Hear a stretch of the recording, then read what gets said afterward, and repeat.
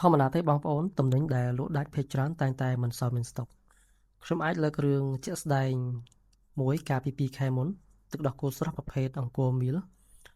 និយាយពីថាដាច់ស្តុកផឹងតែម្ដងនៅក្នុងតំបន់ហ្នឹងពួកយើងបានព្យាយាមដើររកដែរតែមិនមានសោះការពិតទៅនៅតំបន់ផ្សេងដូចជានៅភ្នំពេញខេត្តកណ្ដាលអីហ្នឹងគឺស្តុកគេមិនខ្វះគឺគេមានពេញ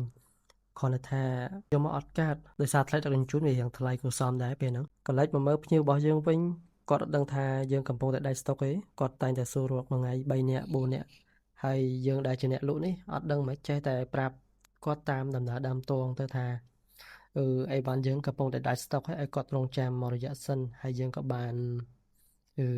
ណែនាំឲ្យគាត់ទៅប្រើប្រាស់ដោះគោប្រភេទផ្សេងមួយរយៈសិននៅពេលដែលទឹកដោះគោប្រភេទអង្គរមានមកដល់គឺយើងនឹងជំរាបជូនគាត់មួយសារទៀតរឿងនេះខ្ញុំចាត់ទុកវាជាបទពិសោធន៍មួយសម្រាប់ខ្ញុំនិងបងប្អូនយើងដែលលក់ដាច់ស្តុកដូចគ្នាថា